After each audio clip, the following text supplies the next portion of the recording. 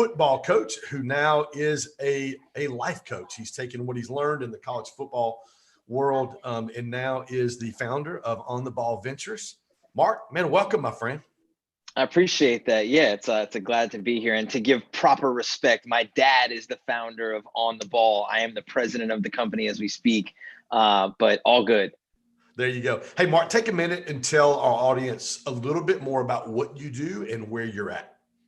Yeah, sure. So we're based out of South Florida, West Palm Beach and Fort Lauderdale. I'm down here in Fort Lauderdale, and we help organizations modernize the sales process. Blessed to come from a family of entrepreneurs who understood the value of relationship in the sales process, and that has been passed down generation to generation. And in today's world where there are unbelievable tools to use like social media and video and Zoom and all of the different kinds of, video conferencing that you have, most people don't have the understanding of how to take the new tools but leverage the old school mentality of building relationships to do things more efficiently and effectively. So that's really where we focus, is helping organizations utilize the tools of today to transform their sales game, to continue to build relationships, but doing it in a more efficient, effective way than they've ever done it before. Yeah. So last year, I told you a little bit about my real estate background. Last year, I finished 7th out of 3,725 agents in Georgia, fastest growing real estate company. And so I met this crazy guy named Grant Cardone. I met our boy Big Mike Shield. And I just really got fired up to scale. And I started my team. And one of the things I told you was, I tell my team all the time. And it's funny because when we were off air, you said these exact words that I say to my team all the time. And they were what? Tell everybody what it was. Lean into value. Lean into value. There's a difference. You can either do business through the lens of relationship or you can do it through the lens of transaction. Talk to me Marc, about the importance of relationship, even in the sales cycle, and where'd that come from? Where's that rooted at in you? Well, it's interesting. I mean, I wasn't raised any differently. I watched my grandfather and my father be unbelievable at building relationships and having everybody know that they could count on them. Even if it wasn't for the thing that maybe they did, they would get phone calls from people to say, hey, I know this isn't what you do, but maybe do you know somebody that can help me with this problem that I had, because of the relationships they had built with those people. I think where I really found the importance of relationship when I started my coaching career was, you don't get a job in coaching unless you have a relationship. They don't give a shit how good of a coach you are. They don't care how much you know or what you might be able to do schematically in X's and O's. If you don't have a relationship with somebody on the staff, you're not even going to get a visit with the head coach. So the power of building relationships with the people that you are working with, because in that business, it's only a matter of time until you get fired. So the relationships were going to give you longevity within the business. And, I had a great 10-year career in college football and coached with some phenomenal people. And the importance of building relationships with the people that I worked with to help me continue to get jobs, and also the relationships and the people that I was coaching, because being a coach is the number one honor that you can have bestowed upon you, besides being a father, being a husband, right? I mean, those are two things that, somebody allows you to be their husband or allows you to be their father, or they don't get to choose, but you have that honor to do it.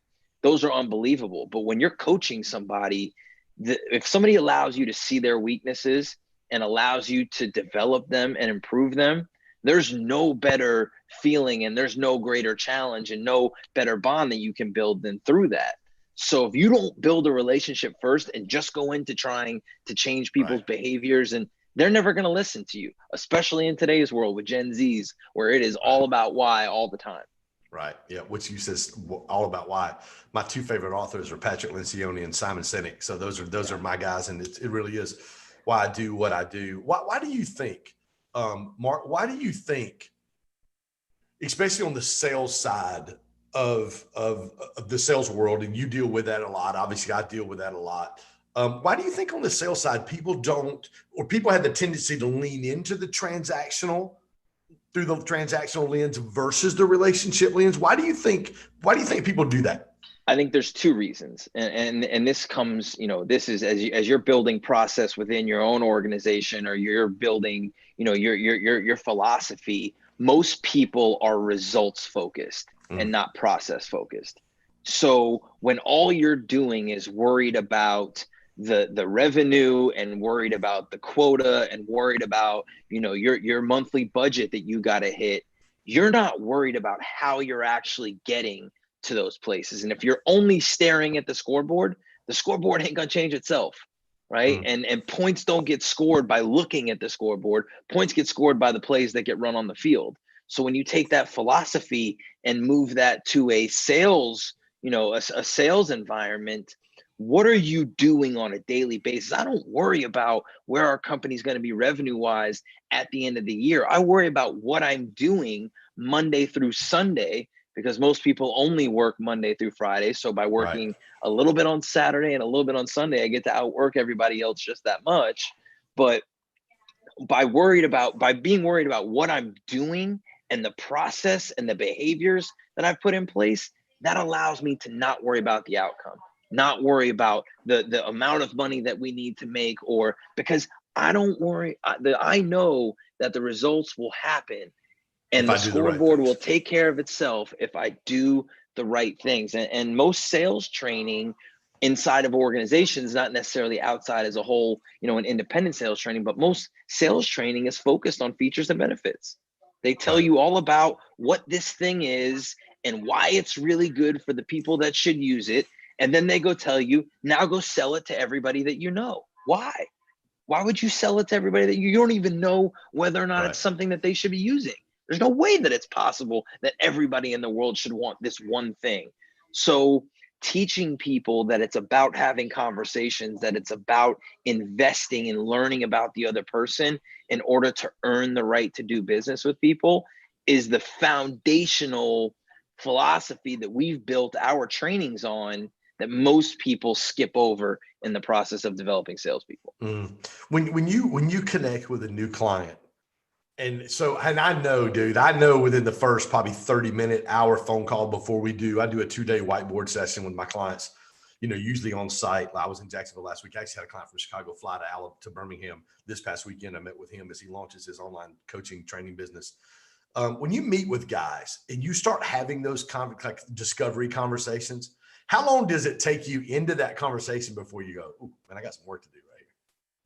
Probably like a minute, if that. It's instantaneous, and I think that's one thing that if you're excelling in sales, you should be really great at identifying people and identifying their personalities and identifying, where you're able to help or where you're able to add value. So, just in general, I can, in a 30 seconds, I can start to decipher whether or not the word we call it is, are we a fit?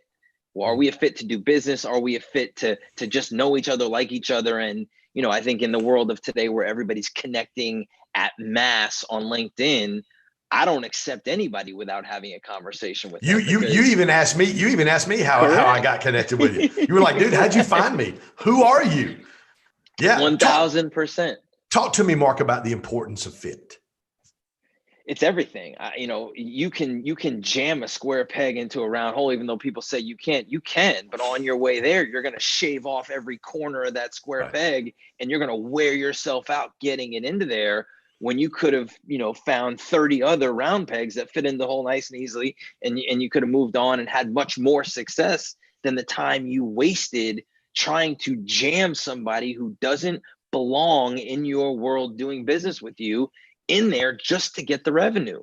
Well, I had a conversation yesterday with a guy, and I said, look, I don't think we're a fit.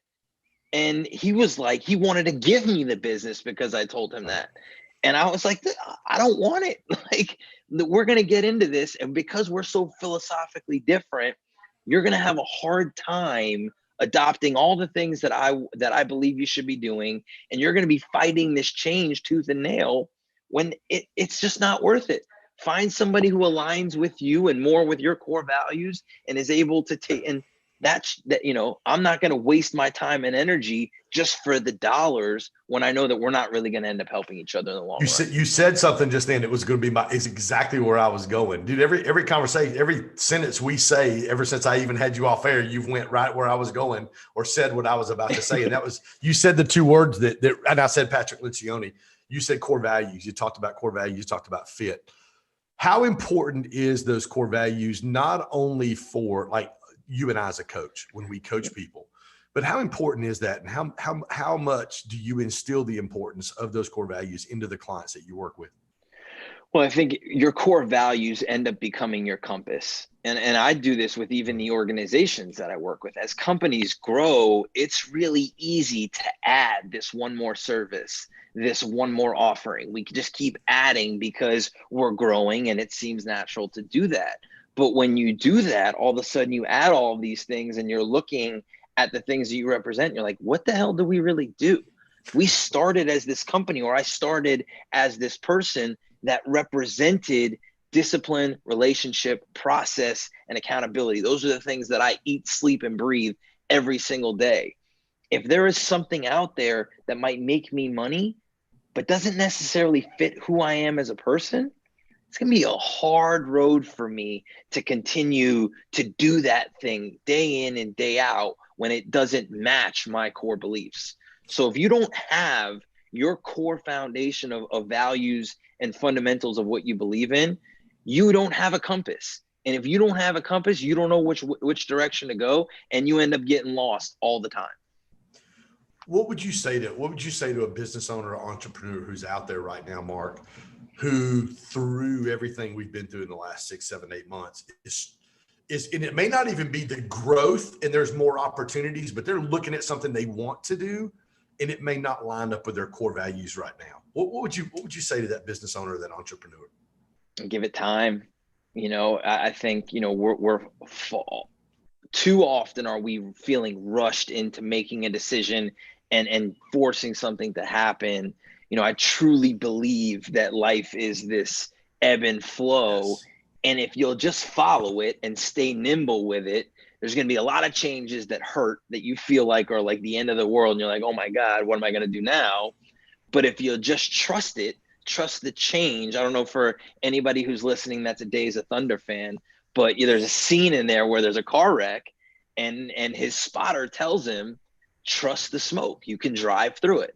Yeah. Trust the smoke, you can drive through it. And I used to talk about that with my running backs all the time when it would be cloudy. It's going to clear. Trust that the hole will be there. Just hit it full speed. It's the same philosophy in life. There are times where you can't necessarily see what that outcome is going to be, but your gut is telling you, just keep going. Just don't force it. Just stay on path, stay on track, and keep doing whatever it is that you're doing at the moment because you believe it's the right thing to do.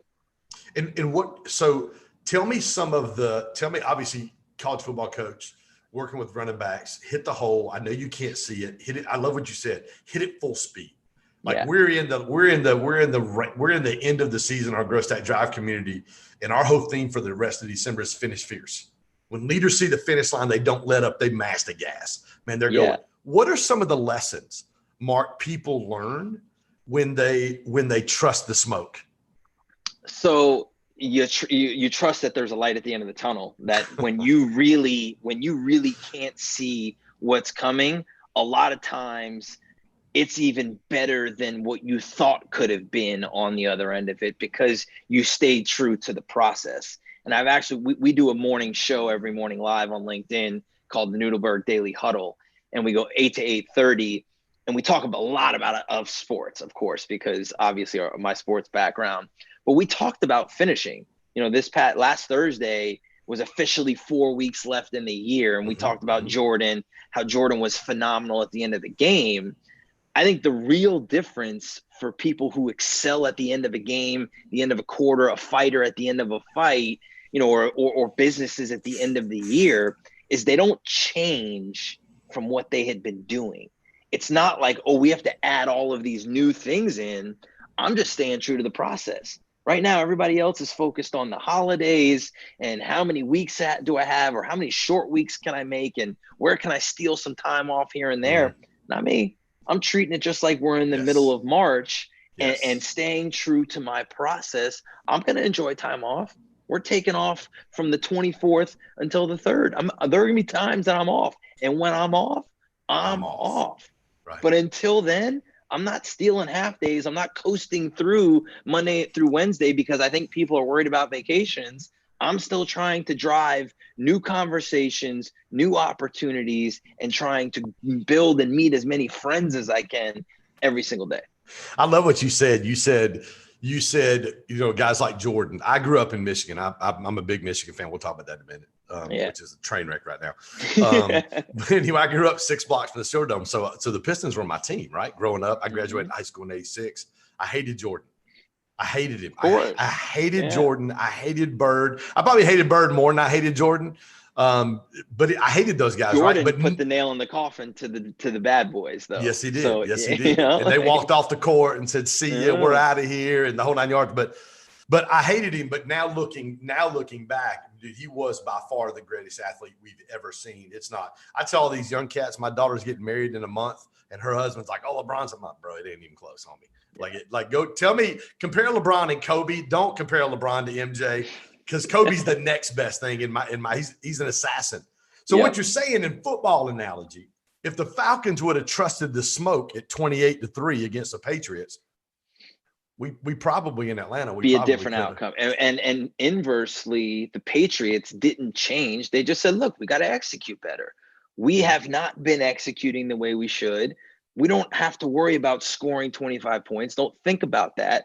Just think about executing on this down, on this play first down, play second down, play third down, and let's see what happens after we start stacking all those downs together. It's the same in business. You can't look at the end of the year. You're not going to make up all the revenue that you didn't get, right? You're not going to find some, lucky stone that you're going to uncover that's going to be that $1 million deal. But what you can do is I'm just going to play Monday, just going to play Tuesday. I'm just going to play Wednesday. I'm going to start stacking days together. And all of a sudden you put together 4 really strong weeks. Maybe you do find some revenue.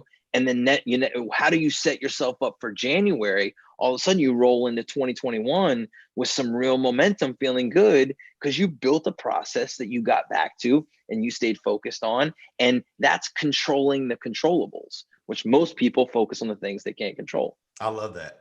One of the things we talk about that I believe in is the concept of incremental, not monumental. And that small daily discipline decisions over time, incremental always equals monumental. And what I tell Yep. my clients one-on-one online is I say, think first downs, not touchdowns. Just Yep. move the ball 10 yards. Get a first down, get 4 more downs. Move the ball 10 more yards. And then what happens is when you start looking for small wins, all of a sudden throughout the day, you start seeing wins. And then the next thing you've known, you've strung a, an 80-yard, Yeah. 14-play drive together, and you're putting it in the end zone, and you're like, oh my God, we just Yeah. scored a touchdown. Are you freaking Yep. kidding me? That is exactly correct. So tell me about. So I'm a college football. So David Pollock's a really good friend of mine. Davey's one of my. Yeah, he's one of my best buddies. And I texted him the other day, 2 days ago, whenever I heard that the rumor that Harbaugh was going to sign a 3-year extension. I'm having a meltdown on my own podcast, right? I hear you. Tell me about obviously the principle of the relationship principle and those things that you practice. Tell me about that in college athletics and in college football and some of the relationships you built and some of the memories and some of the things that have been transferable principles from college football into business. Yeah, I mean, the best part about being a college football coach was I got to work with, 18 to 22-year-old young men that were developing the disciplines and developing the habits that I got to help them build that would make them successful for the rest of their lives if they did it. I talked about it daily with them that we were teaching life through sport. Yeah, we're practicing football, but the lessons you're learning here about overcoming adversity, about being great at the fundamentals, about making disciplined decisions and staying true to your process day in and day out to find success. Those are the disciplines and those are the fundamentals that make you successful no matter what you do. And so I think the biggest reality shock for me was coming out of the coaching world, where every day for 365 days a year, I was calendared. I knew exactly where I would be, what I would be doing, whether it was me recruiting. I knew what state I would be in. I knew what city I would be in. I knew which schools I was going to that day, who those head coaches were, what players I was looking at there, and where all 7 of my stops were in that day. I had it mapped out to it, and the same in season. Right. I knew at 7:30 we'd be in a staff meeting, and I knew how many game plan meetings we would have until we had a team meeting, until we had, our individual meetings with our players, until we were out on the practice field. And guess what? If we were out on the practice field for 2 hours and 30 minutes, every second of that practice was scripted. We knew what situations we would be practicing. And all of a sudden I walked out into the business world where people just show up at 9 and go home at 5 and have absolutely no idea what they're going to be doing unless they have a meeting with somebody calendared. So, when I coach people, I think it's super important to align your behaviors with your desired outcomes. There's far too much wasted time in people's days. So I reverse engineer. I start with, well, what is it that you want? What do you want to do? Where do you want to go? Who do you want to be? What does that look like? Start describing what it looks like. Okay, well, why aren't you doing that already? Most people think that they have to get to a place in order to start doing the job that they want. Here's the secret for everybody. If you want a job, just start doing the responsibilities of that job and watch how quickly that job gets given to you. So we reverse engineer it, and then we calendar it, because that's the ultimate accountability piece. Is if I can look back, and most people, work Monday through Friday, but if you look at a calendar, it starts on Sunday and it ends on Saturday. On Sunday, I spend time prepping for the entire week, making sure that I have all of the things I need in line. Do I have enough prep time for the podcast that I'm going to be on at noon? Am I scheduled correctly to do all the things I need to do? And then on Saturday, I spend time looking back and say, what worked, what didn't work, what do I need to adjust, how do I need to improve, what are the changes I need to make? We did that in football daily. You practiced, you film the entire practice, then you review the practice, you make the corrections, and you go forward. People just do things on a daily basis and don't even think about what happened. They just move on to the next day. There's so many lessons to be learned from our previous behavior. So if you're preparing for success and then reviewing what's happening and making the corrections and moving forward and doing that through your calendar, because there's really no other way to do it, you give yourself a great opportunity for success. I love it. We have 5 core values in my companies, and in Growth Stack Drive, we call them filters: passion, focus, intentionality, teachability, and flexibility. And you've hit every one of them. Passion is how we attack the day. I write my goals down twice a day, every day. Focus is how we dominate our calendar. If I spend money, I can make more money. When I spend my time, it's gone forever. One of the things we, in our online community, we get about, 120 people on our private Facebook page. We review every night. We take 10 minutes every night. So I tell them it's the most important part of your day.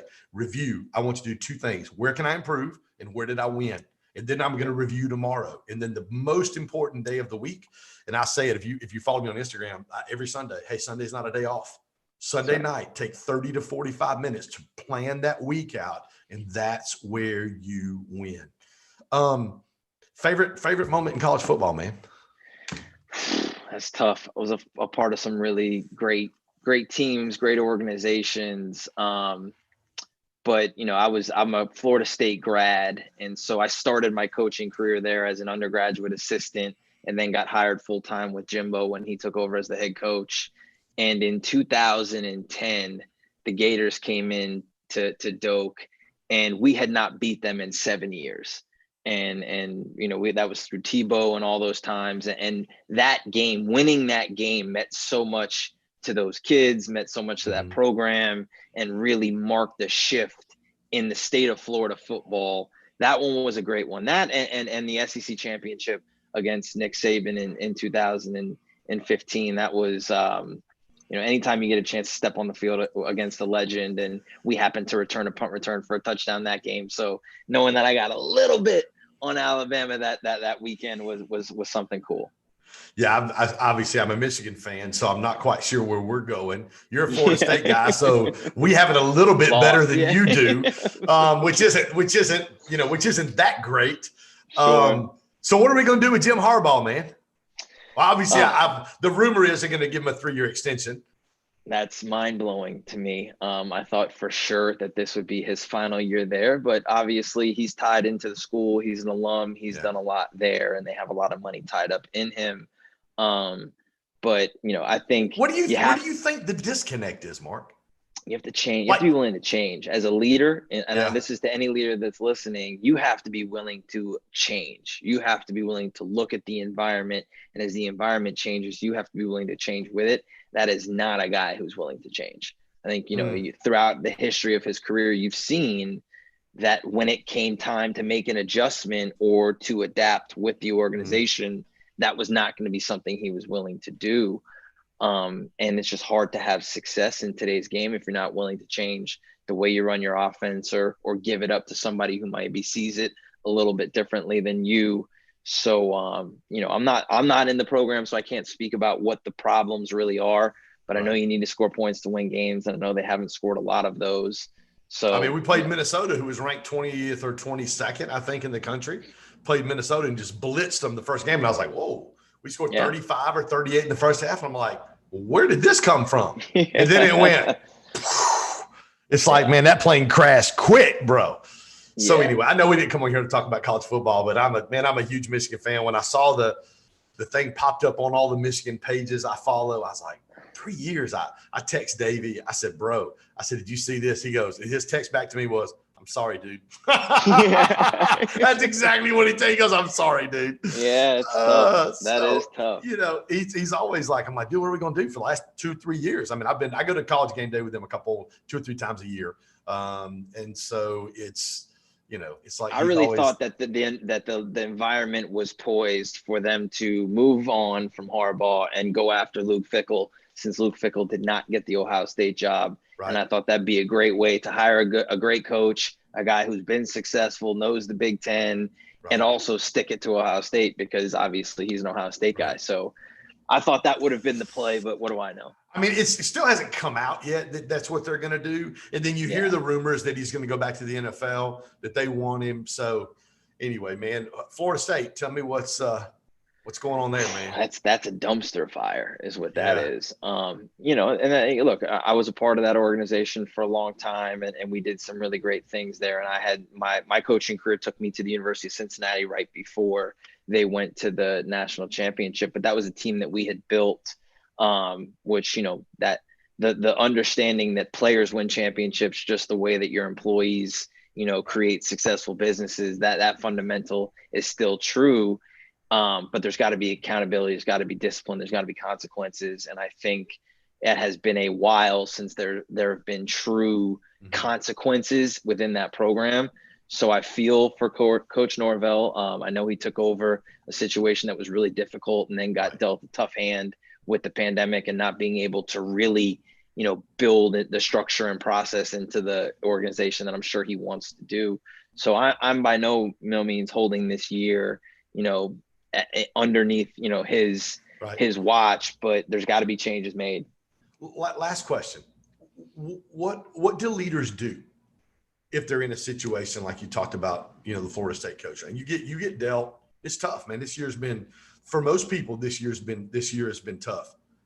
Number one, what do they do? And number two, how important should relationship be for people through this past year? Stay true to your core fundamentals and values, right? Don't change unless when people say don't change, like, oh, well, if they suck on offense, they got to change.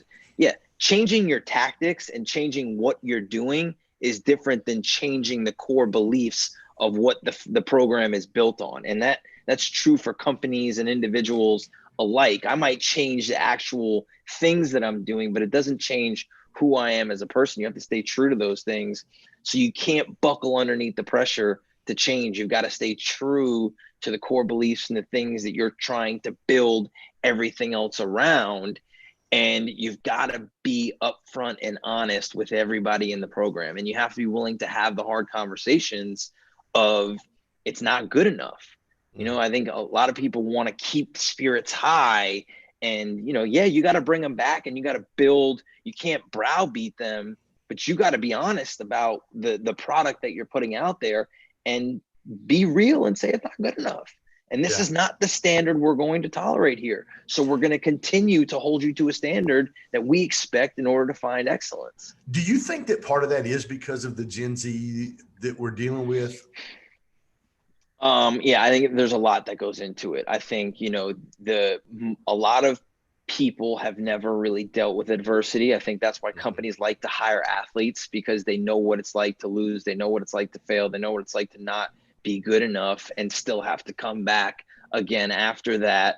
If you weren't involved in athletics growing up, there's a high likelihood at this point in time that you've never dealt with adversity, unless you came from a financial situation or family situation that was tough. But for a lot of Gen Zers, their parents have given them everything, and I understand. I'm not faulting the parents out there. A lot of people get crazy about that, but I don't do that. I think, look, you grew up with privilege. That's awesome.